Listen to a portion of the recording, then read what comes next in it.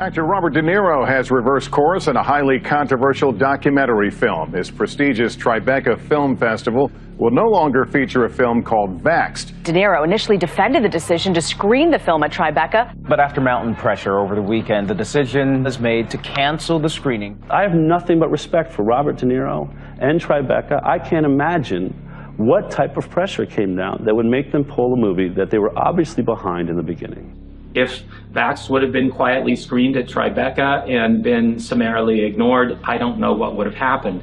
But instead, news outlets were covering the fact that Robert De Niro himself had pulled VAXXED from the Tribeca Film Festival. That was a bad moment. That was a really, really bad moment. Working on VAXXED was extremely stressful. It was interviewing lots of parents and hearing their stories. So for when we heard that we got into Tribeca, I was so excited on behalf of them and us that our stories finally would be heard around the world.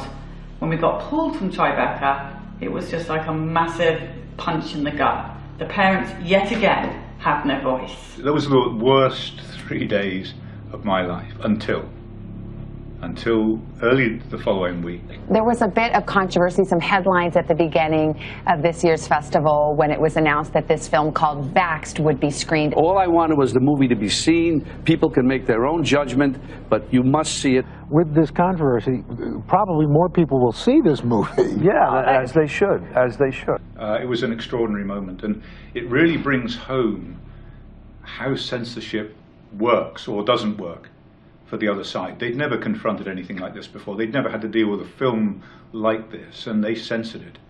And the censorship caused it to explode. Everybody is now wondering about this movie that nobody wants you to see. Everybody learnt about VAXXED, and everybody wanted to see VAXXED. We get a call from Angelica Film Center that said, we want to screen your film this Friday. And we're like, this Friday?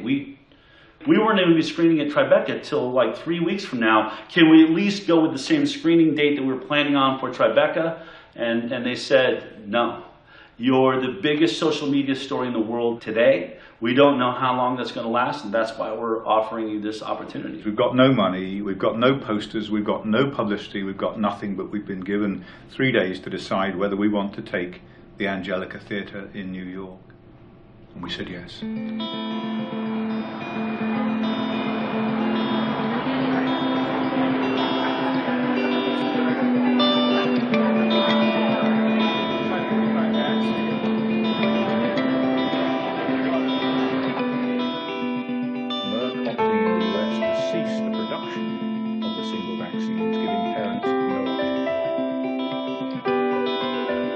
The experience at the Angelica was astonishing. People came in their hundreds and hundreds and hundreds and packed that theatre out for weeks. When the Angelica Theatre picked it up, the theaters were packed.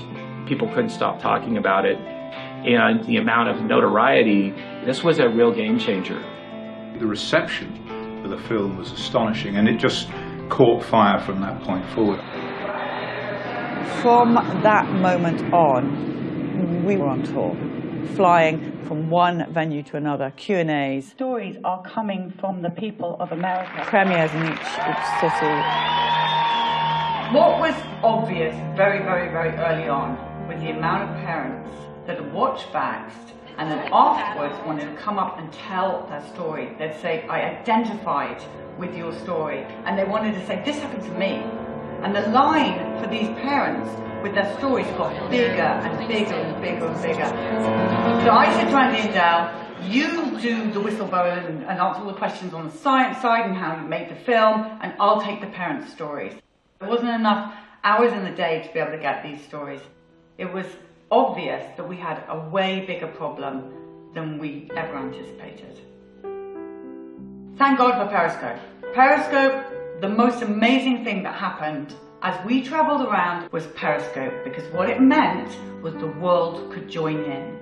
As long as there's a hashtag, and for this it was hashtag Vaxxed, people from all over the world could find that hashtag, they could press a button that said they wanted to follow it every day, and that's what happened. We knew that there were all these vaccine-injured families, like myself and so many other people, that they hardly ever get to get out of their homes.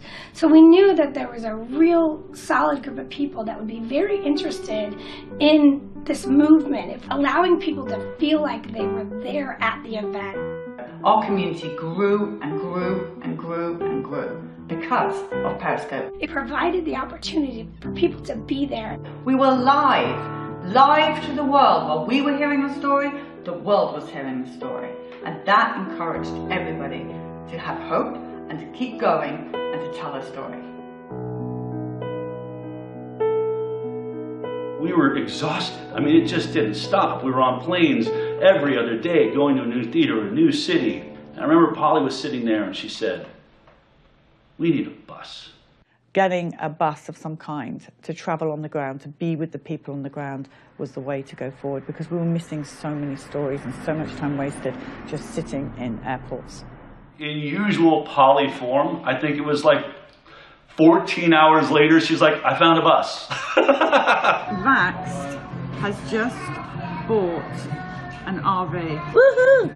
You know, we were sitting there and she was like, if we painted VAXXED on the side of it, everywhere we went, there would be a billboard that the world would see about our film. Since no one will advertise, no one will give us any advertising, let's get a bus. The VAXXED van, the VAXXED RV is coming. Once I went live on Periscope and said, we're going to get this bus, Del called me. You haven't even checked it out. Did you check it out? Polly, did a mechanic go through it before you bought it? It's like, no, I just, I just bought a bus. You know, it's kind of the way it all had to be. The main thing that mattered was it had a good engine and it only had 10,000 miles on it. And at this point, remember, we're only thinking of just traveling around and getting a few stories. We're never going to do the big nationwide tour that we have now done. We're really grateful to you guys. Well, we're grateful for what y'all are doing. I'm a mother and a grandmother, and I know somebody that this affected. I watched it happen with my own two eyes. She was a perfect, normal little girl, and the next day, totally different child. We need to hear these stories. That's what we're doing. I want to hear from every person. Good job, brother. Thank you, thank you, thank you. The VAXXED bus is arriving. Billy is about to sign the back of the bus. Every single child, every person in America who has been injured by a vaccine in any shape or form, whatever vaccine it is, should sign this bus. Thank you. I've done that.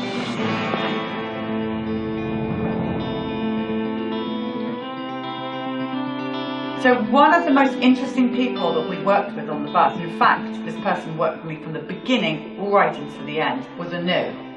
Anu came to us, but when he came to us, he didn't really believe the vaccines were the problem that we were seeing. I hadn't seen VAXXED the movie yet. The first thing that I really said to the team was, listen, I understand what's going on with this film and the MMR vaccine and its possible link to regressive autism, but I'm not sure if I'm completely on board with you with this idea that vaccines cause other damage. When we set out on the road to record stories, I think in the back of my mind, I thought I was going to get thousands of autism MMR stories. And it wasn't long, day 2, that we hit our first big eye-opening experience, which was Hannah Robinson. Yeah, I had all 3 Gardasil shots. I was on Christmas Day, I woke up and I threw up every 30 minutes for an entire day. And I never knew why until looking back.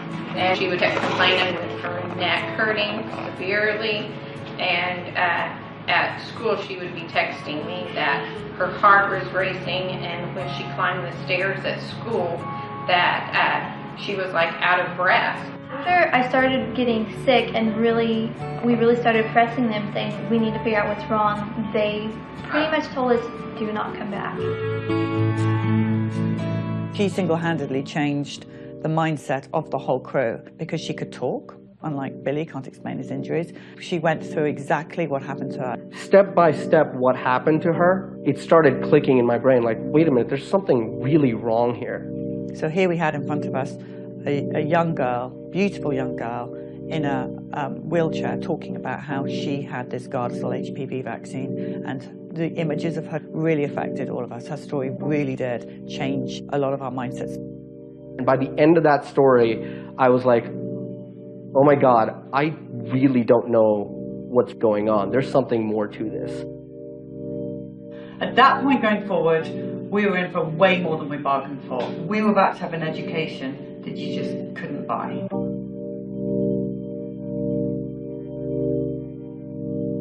When we started out on the tour, we were full of ideas. We're going to have these lovely chairs and tables, and when we get an interview, we'll just sit outside the bus.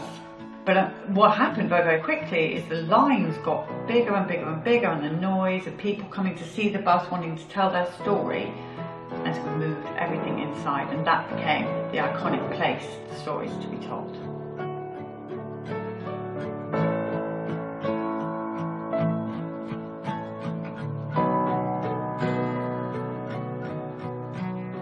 Every day in our life was a party. Every single day they were holding hands and smiling and laughing and looking at each other, engaging in each other. And we brought them in at 9 months and 4 days to do, we were doing one vaccine at a time. On June 25th, 2007, we brought them in for the pneumococcal shot. So just that shot? One shot.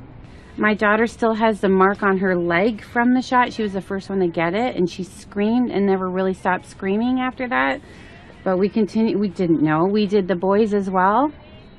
By noon, Claire shut completely off. Claire, our daughter, shut off first. It was as if she was blind and deaf and complete failure to thrive, from super, super happy, smiley girl to, this is a picture of her. She had full-blown eye contact. She was super lovely. Aww. And she shut right down. And all she did at that moment was stare at the ceiling fan. So that was at noon. We had the shot at 10 a.m. 2 o'clock, we watched Richie shut off. All his raspberry blowing and mama dada and the furniture walking and everything, they just shut off. All the giggles, all the smiles, again, failure to thrive. They lost all their reflexes. I'm an educational audiologist.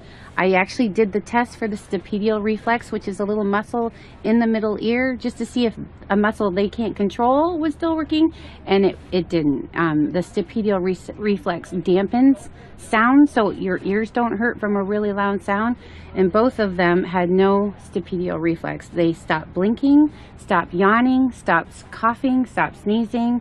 You could go towards their eyes and they wouldn't even phase, nothing would phase them. They lost their startle reflex. I threw a telephone book on the floor behind them, and no startle, nobody even looked to see what it was. So that was 2 o'clock. We watched Richie shut down, and I couldn't breathe. But here we go. The worst is when we saw the final one shut down. Robbie looked like he was hit by a bus. Robbie, from that moment on, had a stunned look on his face. If you asked or said his name, he still acted deaf and acted like he couldn't hear, although they did have normal hearing. I had it all tested. But he lost his happiness. This is a first year picture? First birthday. 3 months after the shot. 3 months after the shot. They were no longer engaged in anything or anyone. They lost their smiles. They just were in their own little separate worlds. They never held hands again. They never looked at each other again.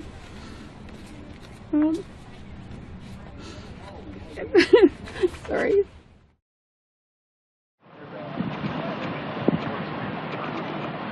In a week, I'm going to see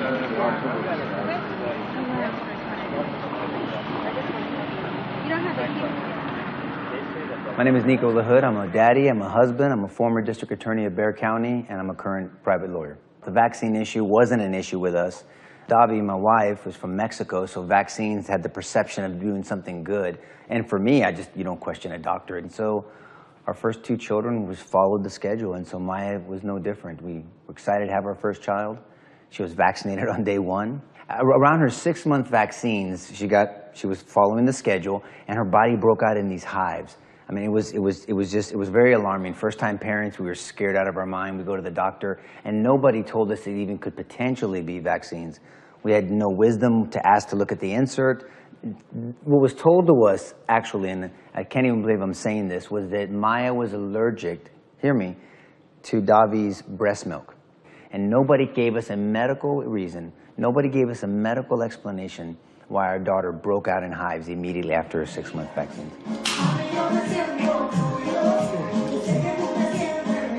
Michael's characteristics were awesome, and we have video and picture of him making eye contact. He was responding to his name, smiling, pretending to read. You could keep his attention. He was goo-goo-gagging. Davi says it, I think, best when she said, man, this kid won't be quiet. I mean, he's going to talk. It's going to be a vocal kid. The irony of that statement is he's nonverbal. I've never had a conversation with my 9-year-old son. I will tell you for sure that he was not born on the spectrum of autism. He was engaging, he was responding, he was meeting his milestones until the 16-month to 18-month round of that MMR big dose of vaccines. In a negative way, we're trained not to ask questions, not to be litigators for our children. That's what I do for a living. I fight for people. I'm a legal bodyguard. And I had to deal with this for years, that I was not a good lawyer for my son. Every lawyer in America should be going absolutely apeshit over this issue. Think about what I'm going to tell you. No double-blind placebo study, meaning no safety studies. A crap load of injuries, no accountability. What lawyer would be okay with that? Even if you don't believe the claim that vaccines could be causing these injuries to our children, you can't be happy with that system. You can't. You know, I'm the one that looks at my son, and I can see him when he's having his meltdowns. I can see him trapped in the prism of autism. I can see him screaming and yelling at me and saying, Pop, how do I get out of here? What do I do to get out of here? I didn't do anything to get in here. Can you help me get out of here? We're the one that has to deal with that. And the one thing I will not tell my son is that I'm too much of a chicken shit to tell your story. That I promise you. That I'm too scared to tell your story, Michael. Since you can't talk for yourself, since someone's greed and deception took away your ability to tell your story, I'm going to tell your story.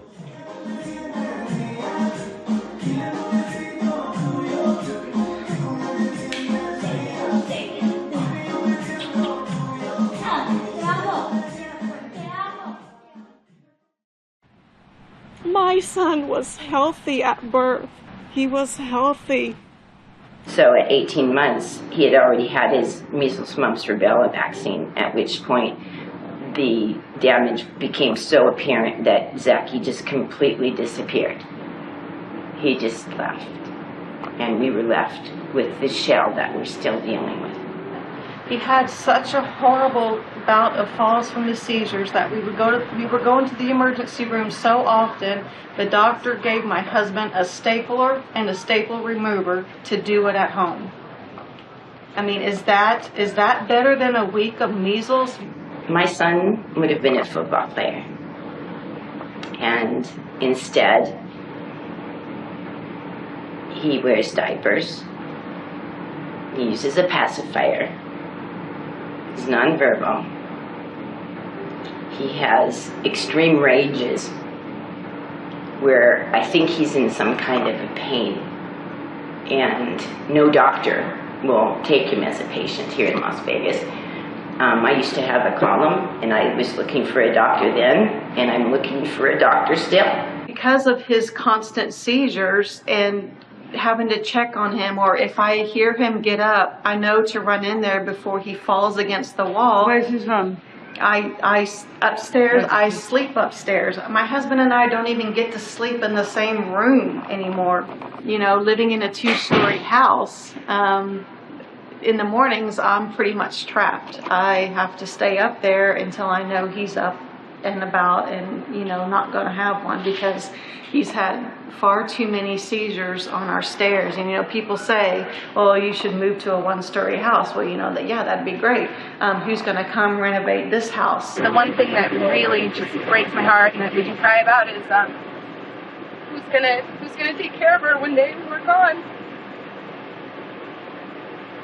It's so stressful to think about, you know.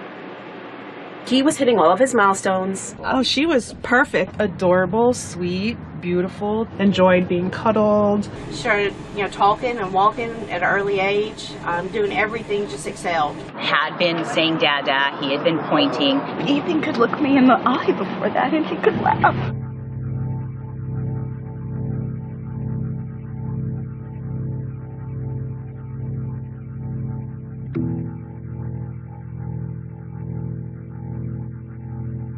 Jamie was having fevers. Really high fevers. So we started having seizures. He's almost died on me several times. It was violent vomiting. He vomited. Projectile vomiting. Diarrhea. She was always crying. No medical solutions. Crying hysterically. Screaming. This type of scream that I'll never forget. She stopped talking. She completely shut down. Nonverbal.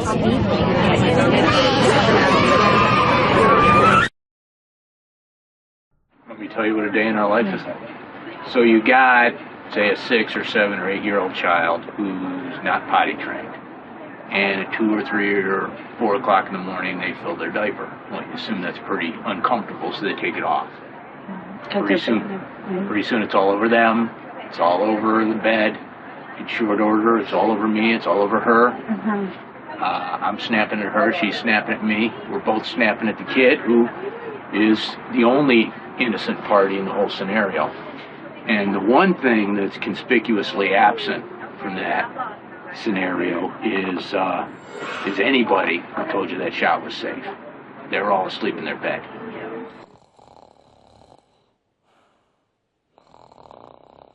What brought you out here today? We're traveling around America in this RV bus, listening to the parents' stories of vaccine injury, and we are so tired of doctors telling us that vaccines are safe and effective, and people like myself who believe them now have a damaged child. So what we're doing is what the government and the paediatricians, the doctors, the medical profession should have done right from the beginning, and that's listen to the parents. So everything on this bus, all the stories, is from the people of America. But when I look at the vaccine damage that I see, there's almost a pattern that goes like this.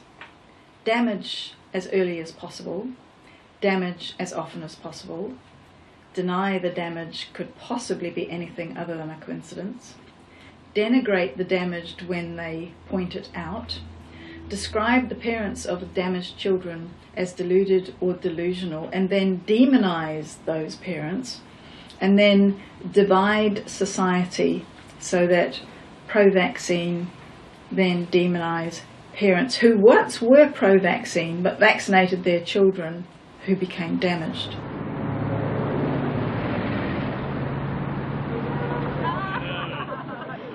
My name is Dr. Suzanne Humphreys. I am primarily educated with a BA in physics, and then I went on to medical school and studied internal medicine and specialized in nephrology. What made me realize there might be a problem with vaccines was one of my own patients telling me that they were fine until they had that vaccine. So I investigated and found out that his kidney function was perfectly normal before he was given a vaccine, and he was requiring dialysis within a month afterward. I just felt like I needed to know the truth, and if the truth was that vaccines were safe and effective in doing what they said, then I would have been a primary proponent for vaccines. I'd be marching to the drum of vaccination. I just needed to know, were vaccines actually causing problems in my patients or weren't they? I couldn't stop myself from researching after that because there was just so much evidence and there were so many things that I was discovering while I was looking into the safety of vaccination that really blew my mind. And in a kind of a morbid way, I found it fascinating because history was being rewritten in my brain from what I was programmed to believe. So we were honoured to have Dr. Suzanne Humphreys come on the bus. All we ever hear is, Polly, you can't be doing what you're doing because you don't have a medical degree. And here is Dr. Suzanne with a medical degree, a great doctor, coming on the bus. Everything fits in place. We have the perfect team now. There are so many more professionals out there that understand there's a problem and they want to know more. And they hear the stories from the bus or they read books here and there and they feel that they can't go on the way they used to. Yeah, what about the medical professionals, the nurses, the doctors who've come forward to tell their story, their realization that actually the parent's story was right all along? My name is Lisa Rankin. I'm a family physician. I'm Dr. Judy Mikovits. My name is Dr. Patricia Ryan. So I'm Paul Thomas. I'm a professor of medicine at West Virginia University School of Medicine. I'm Cornelia Franz. And you are a pediatric doctor? I am a pediatric doctor. And how long have you been practicing as a pediatrician? A really long time. Over 30 years. I'm Cami Benton. Jane Orient. I'm an internist in Tucson, Arizona. I'm Dr. Ramon Ramos. I'm a pediatrician here in Savannah, Georgia. I'm an emergency room physician. My name is James Neuenschwander. I'm a physician in Ann Arbor, Michigan. My name is Dr. Sherry Tenpenny. I'm from Cleveland, Ohio. I've been researching problems associated with vaccines since September of 2000. I've put well over 20,000 hours of my own time into researching these problems with vaccines. Dr. Bob Zajac. I'm a board-certified pediatrician. My name is Tetiana Buhanic. My qualifications, first of all, I'm a mom, and I believe that's my most important qualification, and I just happen to have a PhD in immunology in addition to that. We couldn't believe the medical profession as they started to come to the bus. It took a lot for those people to stand up and talk. I mean, they've seen what happens to doctors and scientists who've taken this issue on and who've been destroyed. Doctors, nurses, people with the top of the top qualifications in the medical world. And the story they've been told by their colleagues, by public health, by their pharmaceutical industry sponsored medical education was in fact a grand lie. So when you first started out to be a doctor, what kind of training did you get on vaccines? Honestly, I don't remember very much conversation at all. You were just taught that they help prevent disease. We were told on our rotations that vaccines were safe and effective. Here's a schedule. We are not taught what's in those vaccines. We are just taught what the schedule is like. Safe and effective, and they save millions of lives. We learned the schedule. We did not learn what was in them. It was more philosophically vaccines than the science behind it, I guess, if you will. As you know, medical doctors don't have a lot of training in vaccines. If you are one of those people who knows more than doctors, that's fine, no vaccinations, but you're not allowed to go to the doctor anymore. Okay? Why would you even want to go to a doctor who knows less than you do? It's amazing, but they didn't teach us very much. Very little. Very little. And what you got basically was told, these are the things that you need to give to your patients. It was just more about administration of the vaccines rather than the real effects and risks associated with them. Here's the schedule. These are the saviors of mankind.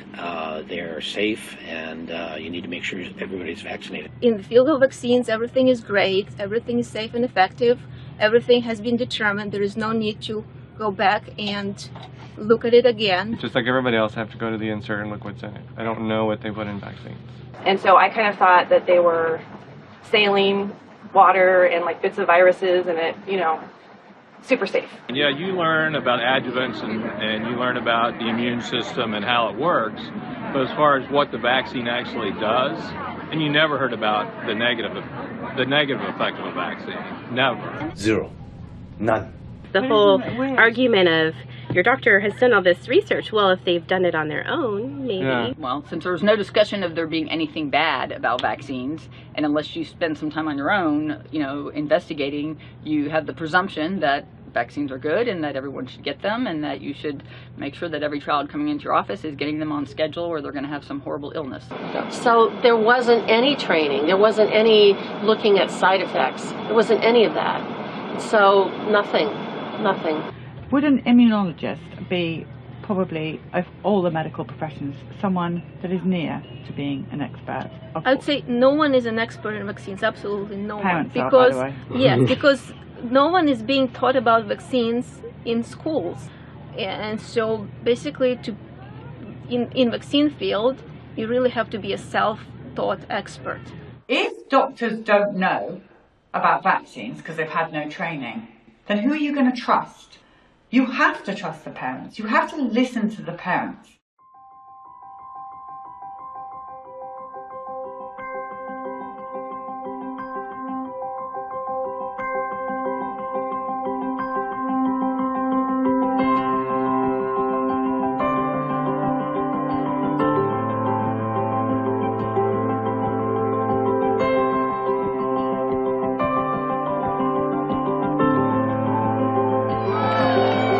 Wow, this is amazing. What are you going to do with this bus when you're done? Well, whatever happens, the parents are going to take back their freedom. That's right. Parents are now in control. Yes.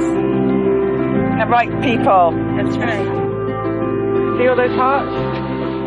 See those right there? Yeah. They are all for you. All for me? All of those hearts. Look at all the different colours coming up now. The colours are coming up.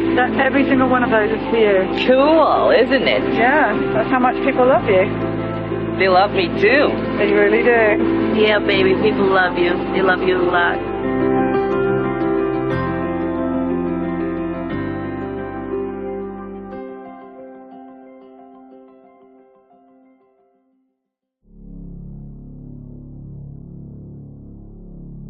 I predict that Gardasil will become the greatest medical scandal of all times, because at some point in time, the evidence will add up to prove that this vaccine has absolutely no effect on cervical cancer, and that the very many adverse effects which destroy lives and even kill serve no other purpose than to generate profit for the manufacturers. Former Merck physician. What I understood about human papillomavirus is that it's an infection that comes and goes. And it's been around for a long time, and it's in many animals, including lizards and primates. It's not just in humans, that babies are born with it. So I was really surprised that here's this virus that's been around and so prevalent, and it's being blamed on giving cancers to people. And then what I found out was that those cancers are not necessarily solely attributed to this virus, but yet this virus was being targeted by a vaccine. There's so many brilliant interviews that were done during the VAX tour. But I will say that one of the memories that really stands out to me is the moment we pulled into Utah and Polly interviewed Colton Barrett and his mother. So tell us what happened here. Well, Colton was a 13-year-old healthy, strong boy. He loved baseball, motorcycles, anything that has to do with an adrenaline rush. He was going to go to scout camp. For scout camp, you have to have a physical, so we went to the doctor's office, and the doctor said, hey, he's the age that you should get the HPV vaccine. I said, okay, how come? Well, it can help prevent cancer, and even if he's not promiscuous, he can still give it to his wife when he gets married. I said, oh, that sounds like a pretty good thing then. So he was administered the vaccine, and on the third round, 2 weeks after, he started having a really bad neck ache. The next day, he went motorcycle riding with his dad, and that day he came home, he was pale, starting to feel nauseous, really sore neck. He didn't feel good. He went to bed, and the next day I checked on him. He still didn't want to get out of bed. I just thought, man, you're just really weak and exhausted. And that evening, when he sat up to take a drink of water, he said, Mom, can you give that to me in my left hand? I can't use my right arm very good. It's weak. And he tried to lift up, and all of a sudden he just flopped back, and his head just hit the pillow, and I went, do you have spinal meningitis? You know, it was my first, really bad fear. So my husband took him in to Instacare Monday morning, February 17th, 2014, holding his head for him because he couldn't get out of bed. The paralysis just went down, down, down after the first 4 to 5 days, where he was completely paralyzed from the neck down, had no movement at all. Colton, give me your eyebrows. You were doing them better than that the other night. There you go. Show me yes. Show me yes. Show me no. Yeah. But you have to have this breathing apparatus with you the whole time. Yeah. It's about 15 pounds, so I always have to have someone with me to carry it, to get around. It's a literal ball and chain for him. And the whole time, watching this box on his side with this hose going to his throat, breathing for him to, and then he could speak, waiting for that breath to come from that box. And it was a realization that changed my life forever. I remember staring at this and watching this interview go on and watching this box and thinking, we say we got rid of the iron lung. His right arm is completely paralyzed. His left arm only has minimal function now. And he's lucky he's regained his legs and his core strength. So the people who gave you this vaccine, where are they now? What do they say? Our doctor is actually, he's the doctor that delivered him. He's just a family practice doctor. I still like him. I am upset that he still wants to give the vaccine, but you know, he will not give it to boys anymore. He's cautioning on girls to give it to girls, but. So he's not going to give the HPV vaccine to boys? Correct. Colton, do you just realise how many boys that you've just that's saved? good he's at least not doing it to boys, but lots of girls can still get hurt. All right, so let's start by talking about your life before Gardasil. I was more artistic. I wasn't into sports, although I did like to go jogging, do exercises whenever the weather was nice. Let's see. Yeah, I was a competitive club soccer player. I was trying out for OGP, which is like playing for the state and stuff. Soccer. Yes. She played year round, and on top of that, right around that time, she was running track, the 400, 800, and long jump. Prior to the Gardasil shot, Corinne was academic excellence. You know, she always great grades. I was athletic, straight A's in school, really no health issues before. And what sport did you play? Volleyball. You were a volleyball? Big volleyball player. Basketball was my favorite. I played that from kindergarten up to my senior year of high school. And then I would play softball and volleyball. Top honors in her high school, graduated top in her class. Top of that, she was a head cheerleader for 3 years, captain of the cheerleaders, won a national competition. I did karate. I was almost a black belt. I could take down a 40-year-old black belt who used to spar with me. We got the shots. She was accepted that summer into a high ballet school at the University of Irvine and could not dance.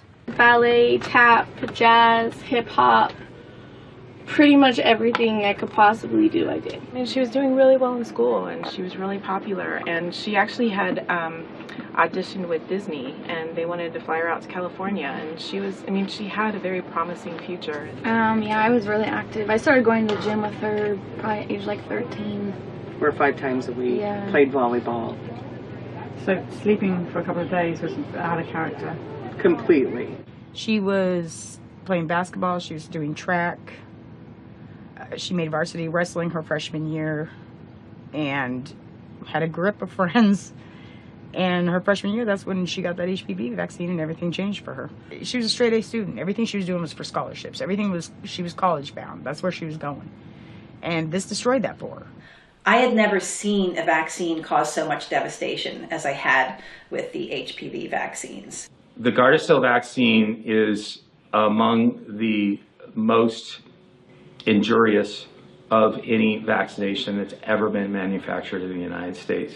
Be it anecdotal or not, way too many cases and complaints of having neurological insults soon after that vaccine is given, even with the first dose.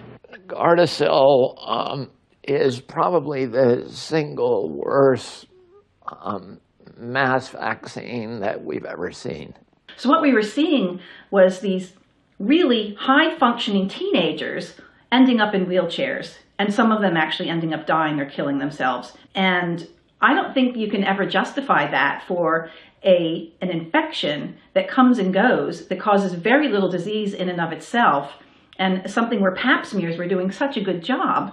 It really just didn't make any sense to me. This vaccine targets millions of preteens and teens for whom the risk of dying from cervical cancer is 0. They started talking to me about get my HPV shot, and I turned them down about 1 or 2 times. This doctor sat down and badgered us for 45 minutes. They started showing me photos and saying that I'm going to get this and that I need to take this shot. Photos of what?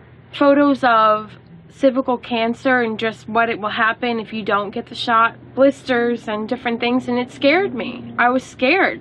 I didn't want that. Every single time I went in, she was like practically shoving it down my throat. The doctor literally scared me into taking this vaccine. I had said no twice before because it was too new. You know, nobody in their right mind would ever take this vaccine if they actually read the clinical literature. She pushed my buttons just enough, trying to make me feel like a bad mother if I didn't give Caitlin the shot. You know, do you want your daughter to get cervical cancer? Who wants their child to get cancer? You need to get this, you need to get this vaccine. What's going to happen when you get cervical cancer and die?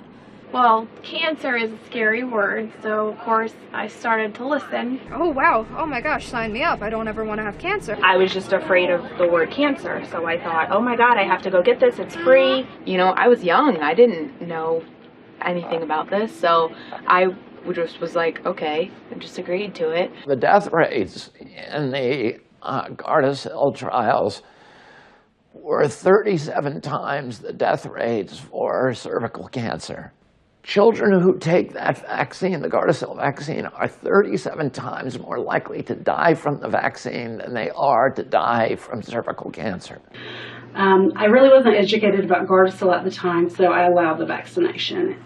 The biggest mistake of my life. So I go and get the first shot, and from what I was told by my doctor, I immediately went into a seizure. I was on the floor seizing, and then I just passed out cold. So she had a baseline physical, but it was also the same day she got her second vaccination of Gardasil. The doctor detected a heart arrhythmia. In all of her 20 years, there had never been any heart arrhythmia. She never had any symptoms or any indication of any difficulty. No one in the family ever had a heart problem. So we were really surprised. I started having severe leg pain. I couldn't move. I couldn't get up out of bed. Could not move my arms. My leg joints would feel like my leg was about to come out, and it would be in like excruciating pain. Moments where I couldn't move my legs. She just matter of factly says, I can't walk. And I'm like, what are you talking about? She's like, my legs don't work. Her legs in particular hurt really, really bad. Her hips and her knee joints were very, very painful. It would be like feeling paralyzed. Sometimes it was one leg, sometimes it was both legs, and that was it. He never regained his ability to fully walk. We would go out, he would walk very, very little, and I would see his legs just start to collapse like an accordion. She had lost the ability to walk. She couldn't see very well. Her vision was doubled and blurred. She couldn't read anymore. She began to regress. She became like a 9-year-old child. They gave me my shots in my left thigh, and the last one hurt really bad. It felt like they were injecting fire in my leg. She got the third shot. Within 2 weeks, she was hospitalized, and she remained hospitalized for 8 solid months. She's been hospitalized 9 times in 26 months. Hospitalized for what? For extreme pain that is uncontrollable. Where is your pain when you have it? Absolutely everywhere. Her first major symptom was excruciating head pain. Like the worst migraine you could ever have times 10. My joints, my spine, my head especially. She became light sensitive. She became sound sensitive. She had to be in a dark room. Really, really bad migraines and dizzy spells and fatigue that was so severe that she couldn't even get out of bed that day. Headaches. At first they started off slow, and then I started to get them like every day. And they would start in the back and work their way forward, very intense and distracting, like I couldn't really think straight.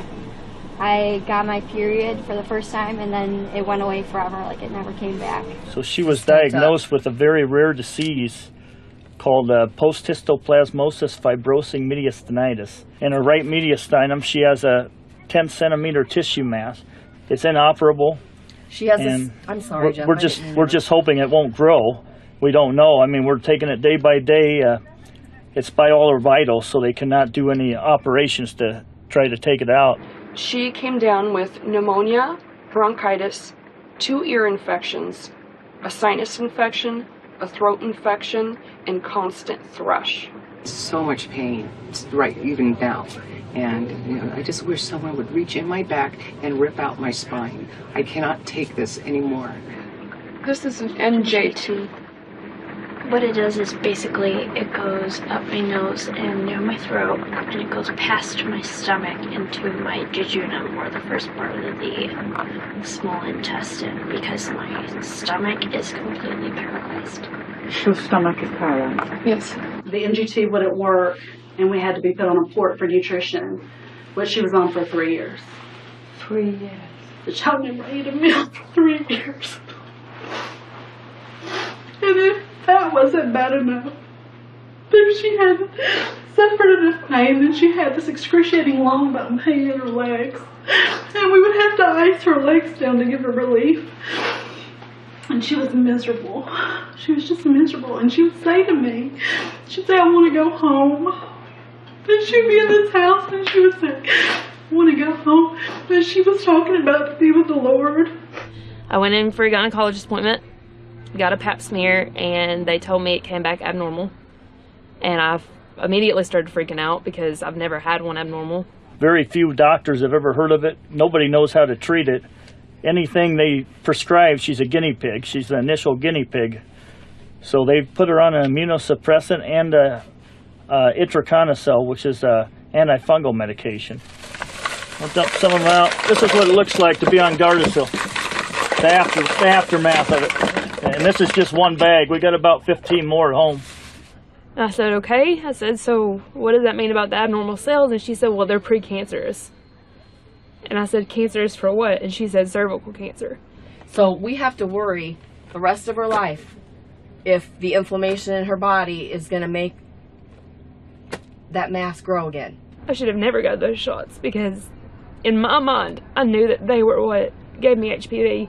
So the problem with Gardasil, like most vaccines, is it was never tested against a true placebo, an inert placebo. And CDC and HHS say, if you don't test it against a true placebo, it's not science. A placebo is just an inert substance that doesn't cause any damage, that they give one group of individuals in a particular clinical study, and then they give the drug. That's the experimental group. They give that to another set of individuals. The people that were supposed to be the control group, they got aluminum. And when they did that, out of every 100 patients, they had at least 2 severe autoimmune events. You have no way of gauging whether the injuries you're seeing from the product are being caused by that product or whether they're just bad, sad coincidences. The CDC knew about this. Merck, the manufacturer of the Gardasil vaccine, knew about this. It's as plain as the nose on your face. All you have to do is look at the clinical trial data. The entity that is actually performing the study and paying for the study is Merck. So Merck got to decide which injuries were being caused by Gardasil and which were just bad coincidences. And because it had that power, it just wrote them all off as bad coincidences. You can do that when there's no placebo, because the injuries they were seeing in the control group, where the girls were getting aluminum neurotoxins, were identical to the injuries they were getting in the Gardasil group. So they said, well, we don't have to report any of these as vaccine injuries. They were able to license something that is insanely dangerous. After all the struggles and fights, and we thought she was finally getting a little better, she went to sleep. She wasn't feeling good during the day, and I went in to check on her, and she looked like she was very still. She was in her bed, and she had passed away, and I tried to revive her, but she was gone. I loved her so much. I would have given my life for her.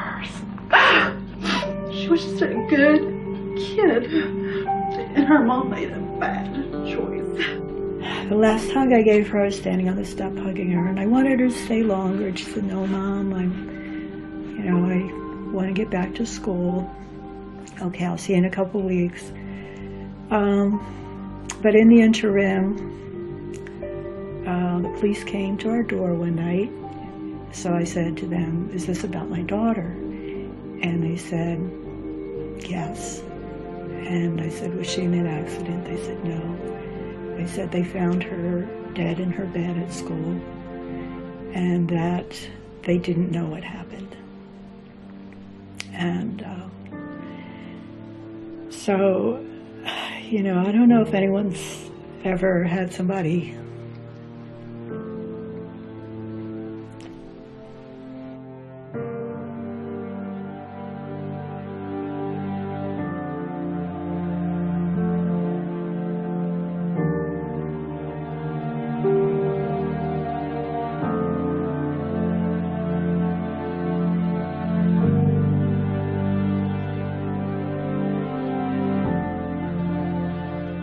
I think if there was one vaccine that should be eliminated out of the schedule immediately, and there would be absolutely no ramifications, no problems with diseases cropping up and people dying, that vaccine has to go.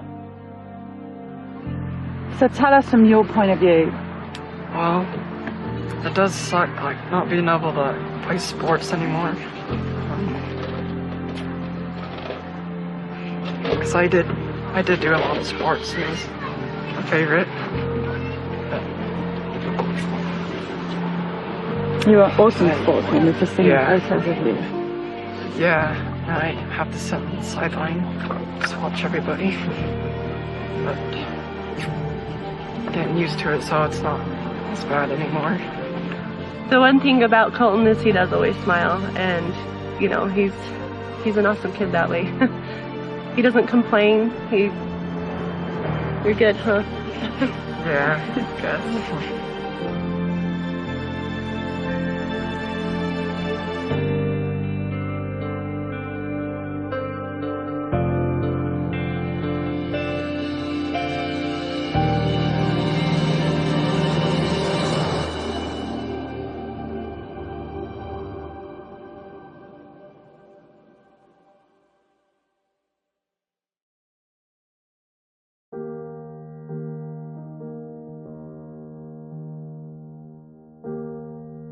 We're doing this broadcast in memory of these babies who have passed away.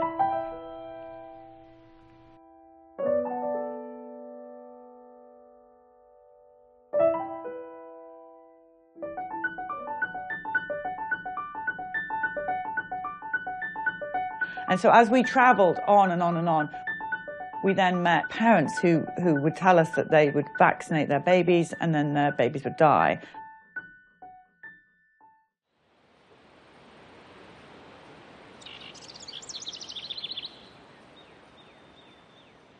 I walked up to kiss him goodnight. It was 12:06 in the morning, and I kissed his cheek, and it was like an ice cube. And I just started screaming to Bryce, he's dead, he's dead. And everything that I know how to do CPR. I'm certified in this. I just stepped back and screamed. And Bryce walked in and just grabbed him and ran. I grabbed him, I get in the car, I'm trying to do CPR while I'm driving, and it's raining. And I just pulled to the emergency room, and Brandon said that he's dead. And they started working on him. Epinephrine, they gave him all these shots, and his body was just swelling from all the medicine they were trying to give him to get him going again. There was never anything again. Reed Mason. Where's Mason? Where's Mason? The infant mortality rate study that was conducted by the Centers for Disease Control in 2014, and they looked at the incidence of infant mortality in 34 developed nations, and the United States placed last. We were 34th out of all of these developed nations. We give the most vaccines during the first year of life. He got his Hep B, he got his vitamin K. At 2 months, and I think at 4 months, and then at 6 months. She had the Hep B, and she had the vitamin K injection. He got his hepatitis B, Rototec, polio, Prevnar. One in each leg, one on the arm, and one oral. Rotavirus, which was oral. The DTaP. DTaP. Well, when we went to get him vaccinated, he had just been hospitalized for RSV. And when we went in, I said, I don't feel comfortable with him being vaccinated because he's just been so sick. I think that we need to wait. And the pediatrician looked at Bryce and I and said, if you don't vaccinate your son, who was born at 35 weeks and is a premature baby, you're signing his death certificate for this whooping cough. Well, that's when the doctor told me he was going to go ahead and vaccinate her, being she was there. And I did ask him, because it was 2 weeks early, if it was okay. He said, yeah, it would be no problem. This is the day that she had the vaccines. This is before we left to go to the doctor. So we were just about to go. Yeah, and this is her the very next day where she started running the high fevers. I mean, we could see there was something not right. I never second guessed it that I shouldn't vaccinate them. But at that appointment that morning, as I was laying him on the table to get him vaccinated,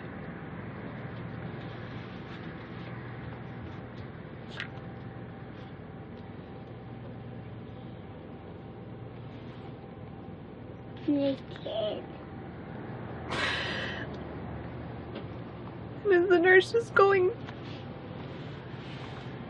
to stick the needle in his right thigh. Just something screamed in me, no, don't, wait. But at that point, the moment had passed. He's just not sleeping. I can't do anything to make him happy. When she wasn't sleeping, she was very irritable. If she wasn't crying, she was real lethargic. We used to do this thing where we would cradle her in our arms, and then we'd lift her little arm up and we'd eat her ribs. And she loved it, but she didn't love that anymore. She cried and screamed. He started screaming 23 hours a day. He was so dazed. He wasn't there. He just kind of looked at the ceiling, and anytime you tried to get in his way, he would just look around you. And they told me she had a little cold. Just a cold. So I gave her the smallest dose of Tylenol, which is what the doctor told me to do, and I put her to bed. And then as I left for my shift, I went and gave him a kiss. And I just remember the look on his face. He was just so sad.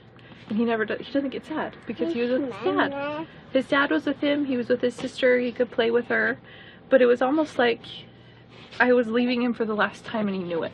Good Friday, 2 days before Easter, she passed away in her sleep. That was the last time I kissed his alive, warm cheek. It was the last time that I held him. It was the last time that I told him that I loved him when he was alive. Well, I went to go lay him down, and I went to load the dishwasher, and when I went to go check on him, he was already gone. I remember holding him like this, and his head was just drooping, and his arms were just limp, like he was already gone. I left her just to take the trash out and came back and she was arched back and not breathing. I started CPR. I called for my husband. He came and continued. When the first responders came, the first person I saw was someone I'd grown up with. And he came running down the driveway, and I thought, oh, good, like, he'll make sure that she's fine, you know? So they came in and couldn't get her breathing. And when I heard them call for the second EpiPen, I knew that she wasn't going to respond. Couldn't save her. That he finally called her time of death. It was on July 4th, 2015 at 7:01 a.m.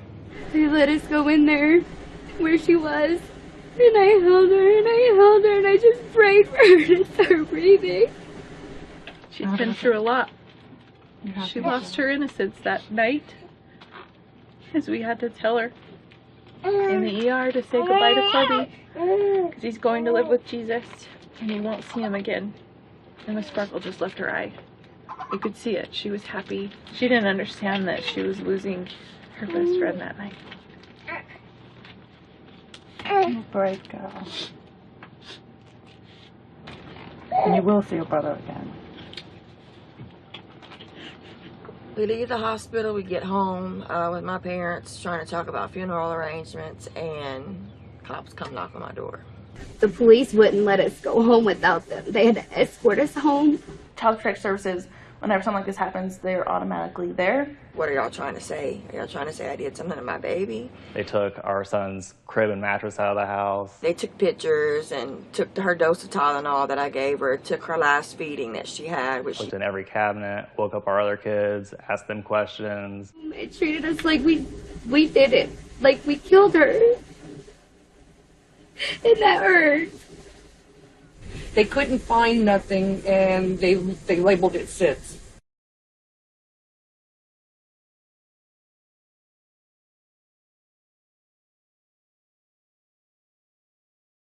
You know, these infants don't need to be dying like this. The diseases are not coming at them at such a rate that we had to protect them at all costs with a vaccine. You know, when people tell me vaccines are making children healthier, really, I look at the hepatitis B vaccine. Hepatitis B for a newborn whose mother doesn't have Hep B makes no sense. It drives me insane. Why is that a vaccine for young children? There's just no reason whatsoever that a newborn, a 1-month-old or 6-month-old should be vaccinated against a disease that is basically sexually transmitted. So then I asked, well, how long does the hepatitis B vaccine last? And he said, well, we hope it lasts about 12 years. So I'm just saying, you know, this just does not make sense. This has actually been proven that these vaccines cause cardiovascular instability in these infants. And so all that aluminum that you've just given in these killed bacterial or viral vaccines is having a profound inflammatory effect that's killing them. You look at the packet insert, you even look at the literature of the National Vaccine Injury Compensation Program. They compensate for death due to encephalopathy and encephalitis. It causes death, and they admit it. Because you don't vaccinate in the first year. Right. Do any of you, have you had any SIDS? No. Bam. Wow. The second Mason was vaccinated, his life changed and ended. And with Oliver, who is our son that was born 2 years later, he actually got whooping cough. And he's still here today. Right.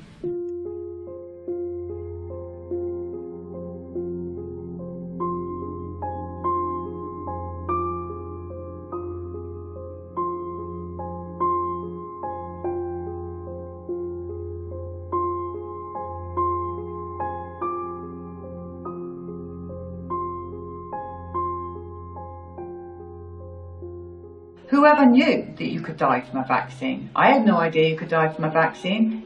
There was death everywhere. The dead babies, the toddlers, the young children, the teenagers, the adults, the old age people. Every day we would have a death story in every location.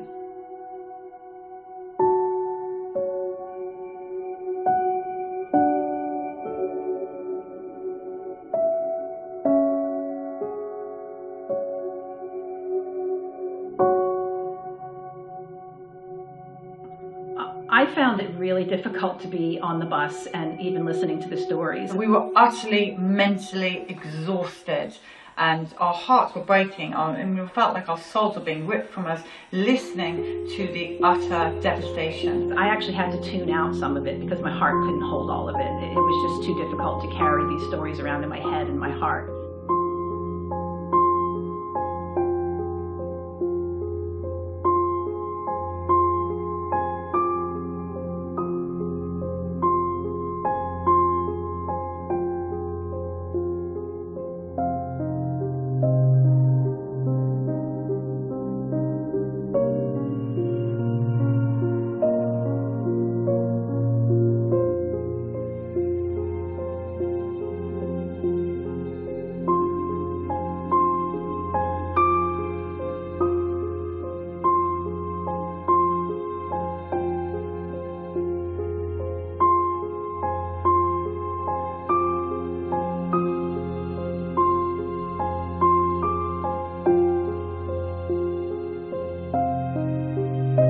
This is our memorial to those who have been unseen and unheard.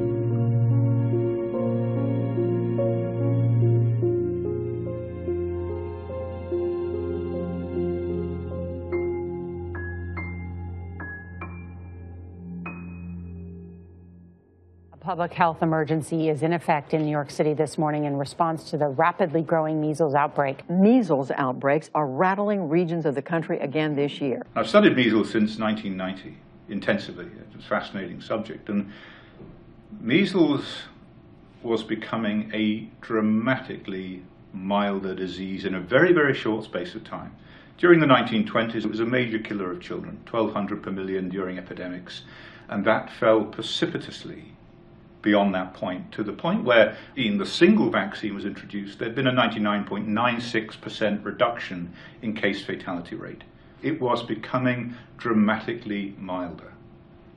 That was natural herd immunity, and it worked extremely well. And what natural herd immunity did was to constrain the age of infection to childhood, when measles is a mild disease. And that worked in two ways. One, exposure to measles as a child led to lifelong immunity. So you didn't get it when you were an adult, when measles is a more severe disease. So exposure protected you. And the second part of it is that mothers who'd had natural measles gave very, very good transplacental immunity to their fetus, their growing fetus, and through breastfeeding to their babies. So babies were protected against measles during the first year of life. The measles vaccine has diminished the number of measles cases in this country, okay? Nobody can deny that.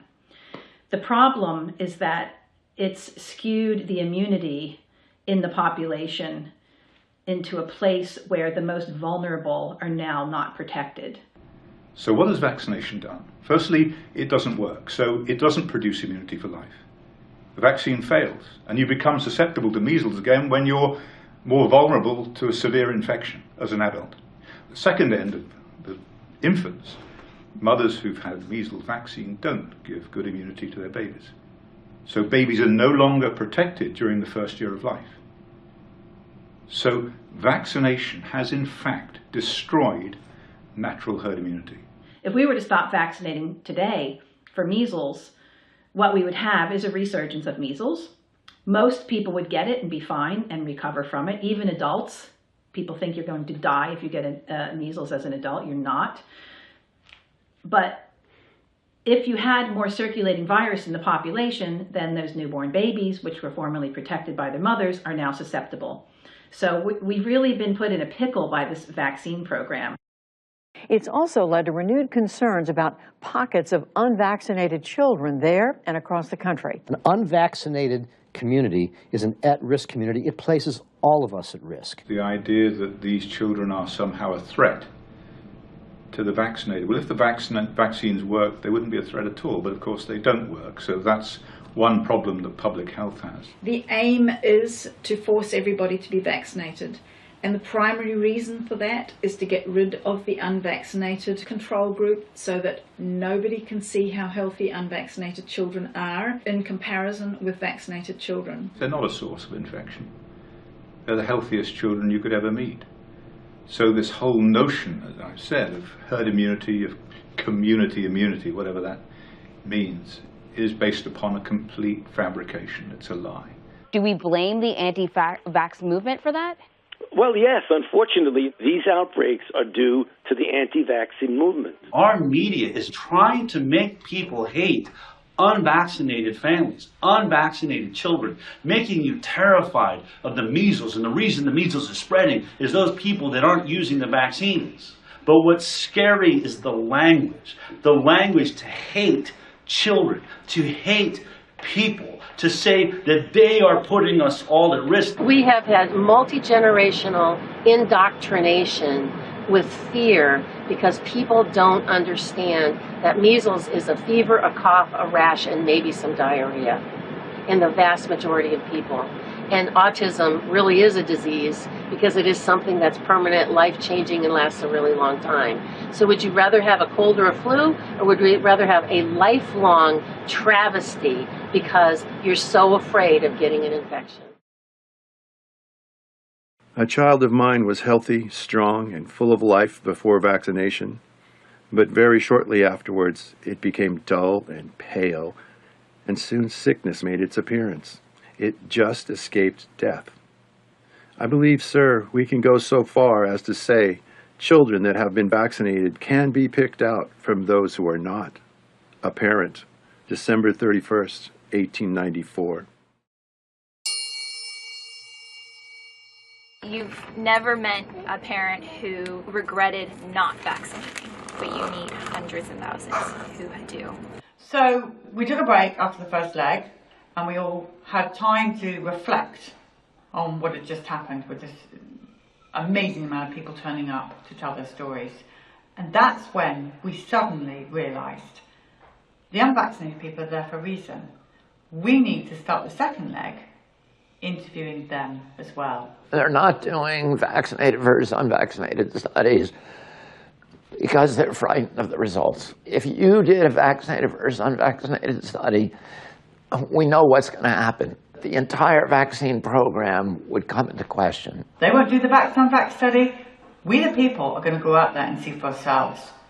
What are the unvaccinated like? We know what the injured are like. Let's now look into the world of the unvaccinated. Look at all these unvaccinated children that are alive. Extraordinary. Hi guys. All right, so is there anybody here that's had a vaccination? Mommy and Daddy have had a vaccine, but none of you children, not one. I mean, they have amazing immune systems. When they get sick, we get over it in one day. Both of my kids are really, really healthy. Health-wise, she's insanely healthy. I mean, she never gets sick. They're both insanely intelligent. Their health is ridiculous. And they recover fast from things. My kids are super healthy. They are very healthy kids.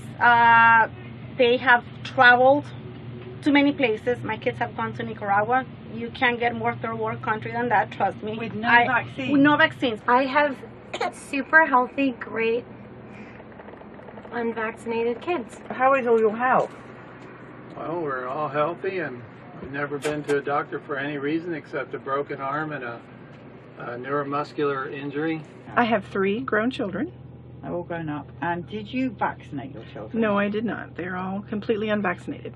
I can probably count on one hand how many times they've had to go to the doctor in their entire life. I have 15 or 16, I can't keep track, 15 or 16 nieces and nephews, and none of them have received vaccines, and they're all very healthy kids as well. 10 grandchildren, 4 great-grandchildren, 5th one on the way who will not be vaccinated either. They're all extremely healthy. They're all so healthy. It's like they don't have asthma. It's like they're not sick all the time. They get a cold and they get over it. Every time we've been in a situation where my kids have the same thing that the kid next door has, their symptoms are night and day. They fare so much better and heal so much quicker. I've probably been sick once this year, and it was just a cold. I had a stuffy nose, and it lasted for like 2 days. Even his friends who are partially vaccinated are sicker in general. My kid has missed like maybe a handful of days from kindergarten to 6th grade. My other friend who has a daughter who's also unvaccinated, I saw her at school, and so I kind of whispered to her, I'm like, so how many days of school has your child missed? And she went, and I said, mine too. It was so blatant that these children were super, super healthy. I had never seen health like that. I didn't know that health like that was even possible, not needing antibiotics in one's entire life. I've never had an antibiotic in my life. 48. 48 years old, never had an antibiotic, ever. He's 16 years old, no allergies, no rashes, no ear infection, no colic, no antibiotics.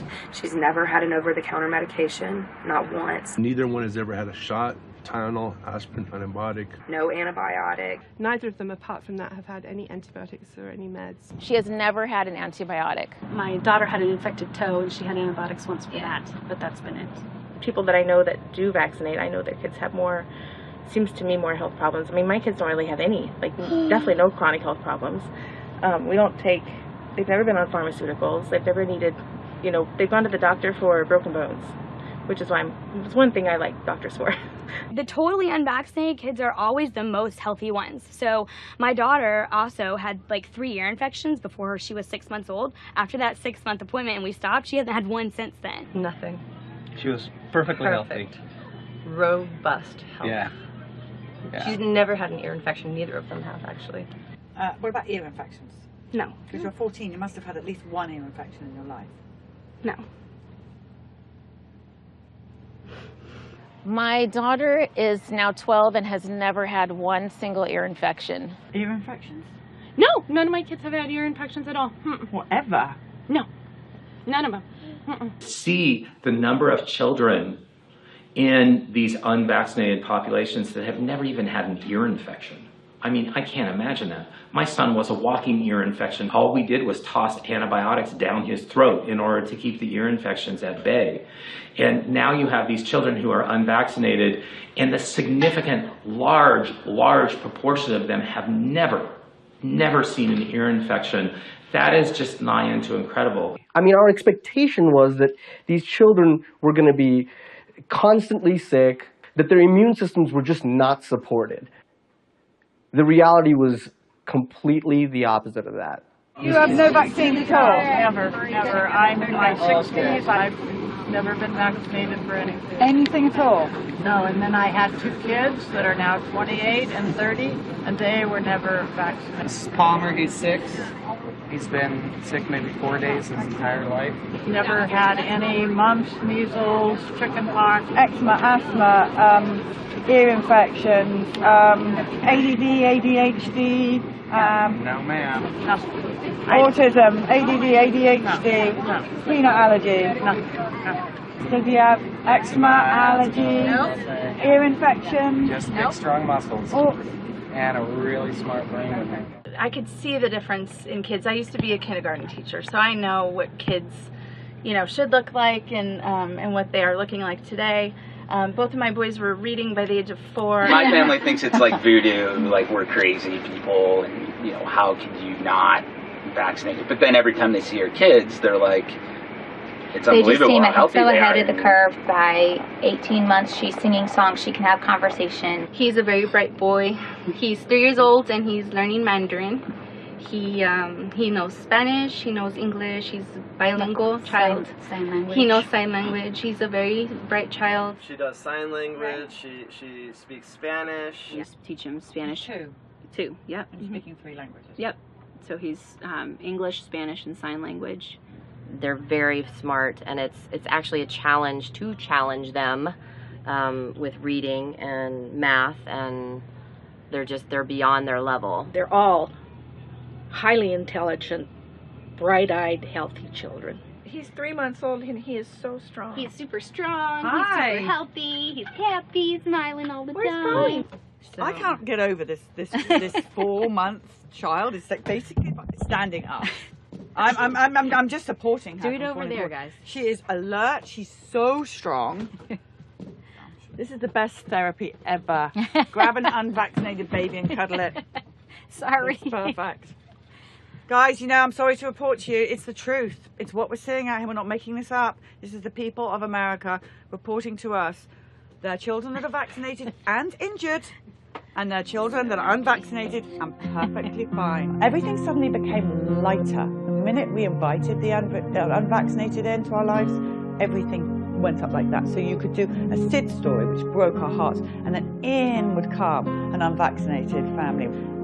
And it was not long before we could see that their story is the same over and over and over again. Just like the vaccine injured, it's the same over and over again. Doing this for 15 years now, I'll share with you that the vaccinated kids are the sickest.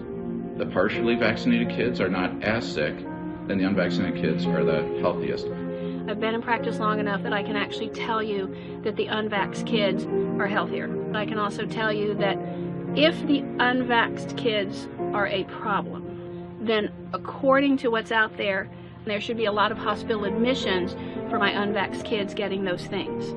And I'm seeing the opposite. The most interesting stories that we did were the first child was injured, or maybe the second, and they go on to have more children and decide not to vaccinate because of the horrors of what's happened. And the difference between their unvaccinated child, the same parents, same everything, is that that unvaccinated child is 100% healthy. Yeah, I have quite a few patients in my practice who have 2 children, and those are great controls because most of them didn't figure out right away, so their child got some vaccines, but they all stopped it fairly early on, and there's a huge difference between the 2 children and the level of how they were affected. But I mean, if you start looking and pulling in all those people who have that same experience, I think you're going to see the same thing across the board. The level of that second child and how they're affected is going to be much less, if at all, compared to the first child who was completely vaccinated. Now, did you work this out in time for your next child? Oh yeah, she's not vaccinated. At all? Absolutely not. Not vitamin K, nothing. I know it's not vaccination, but nothing. Nothing. So how is she? Fantastic. She is she's completely typical, beautiful, smart, caring for her brother. She's been on 1 antibiotic her whole life. She's a picture of health. So your other 4 children have no vaccine? No. At all? None. Wow. No. And I better, how you describe them? Great. Compared to the vaccinated child? They're much healthier than the oldest one. They fight disease faster. My 4 unvaxxed kids are far healthier than my vaccinated child. She, when she gets sicker than the rest of them, and more often than the rest of them. She's down for longer than the rest of them.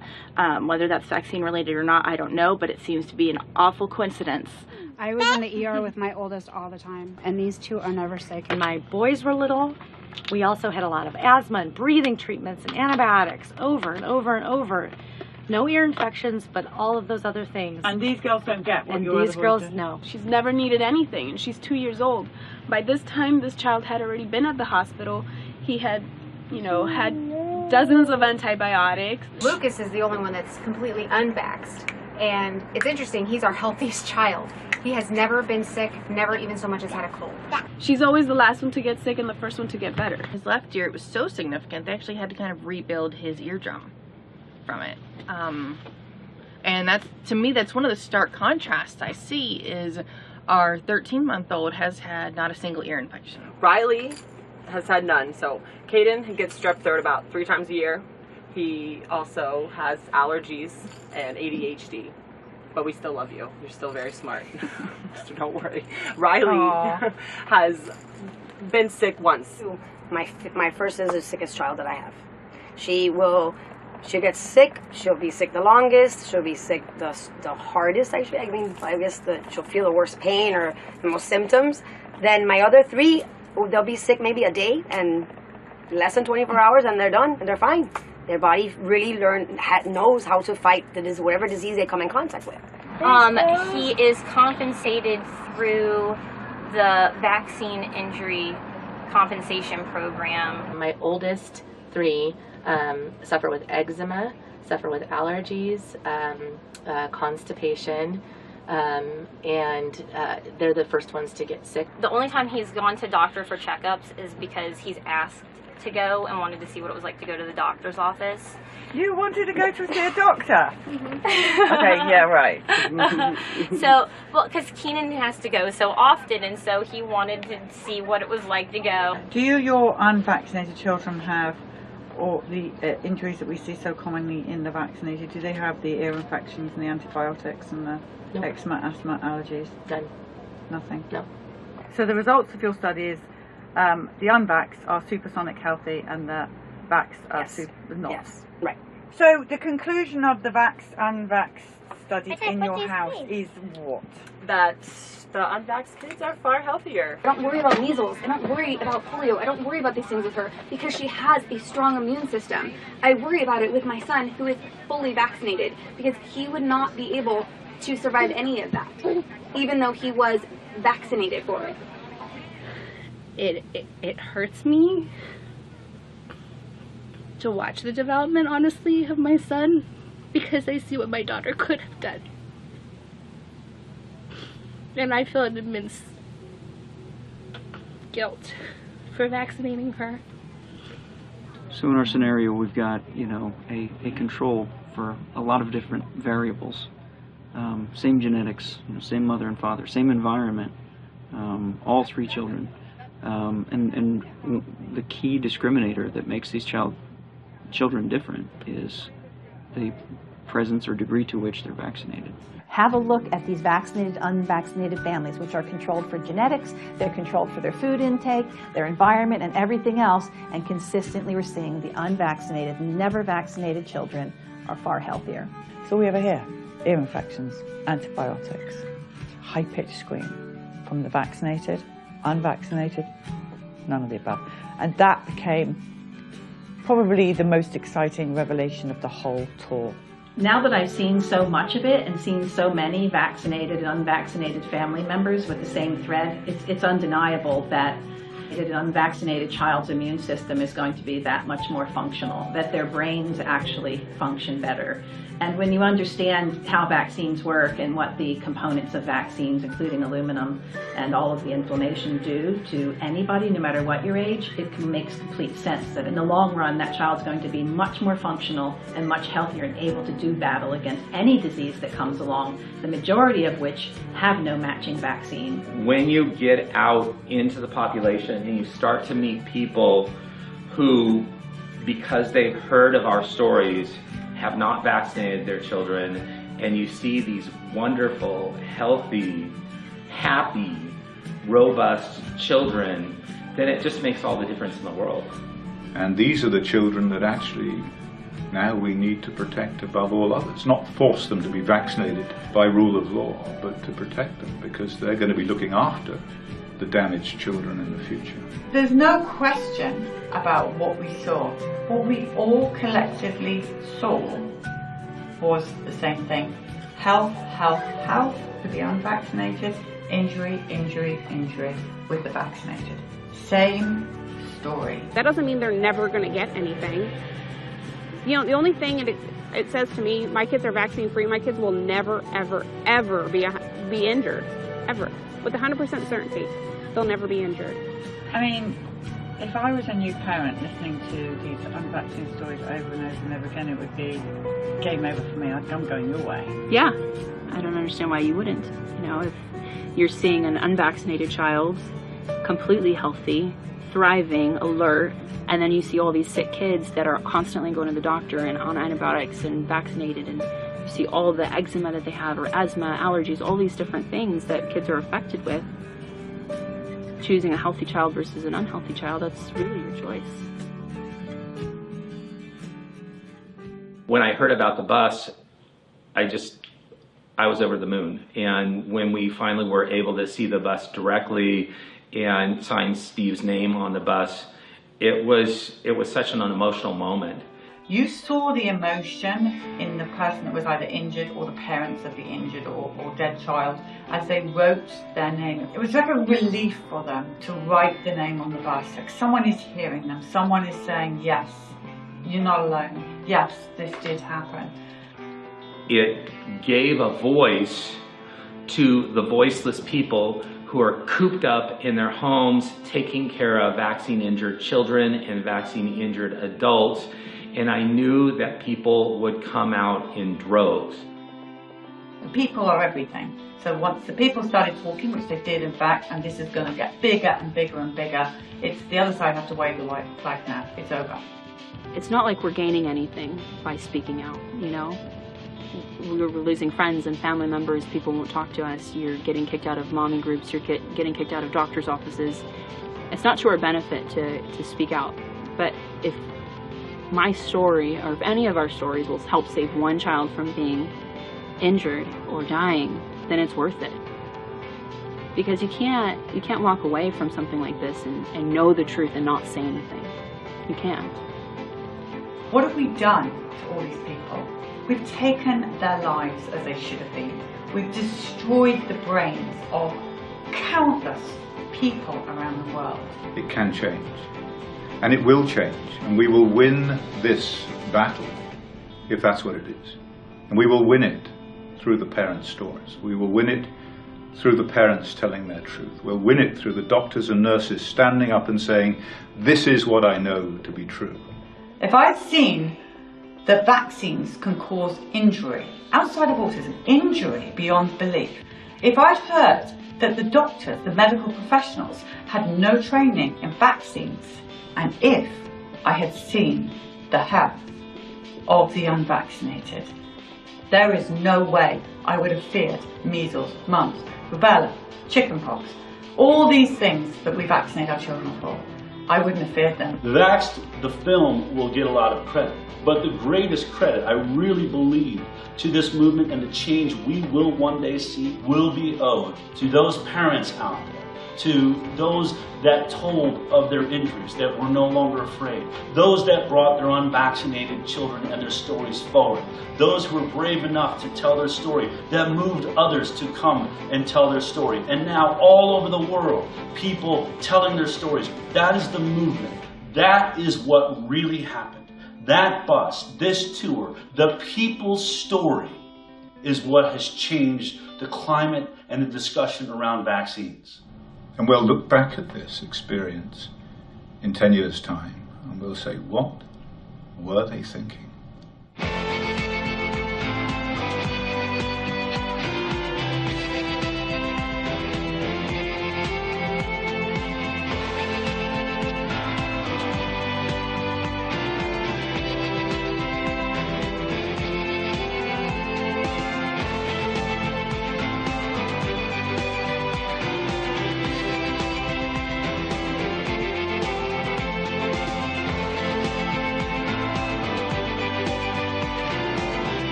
So the bus can go on and on. We've only scratched the surface.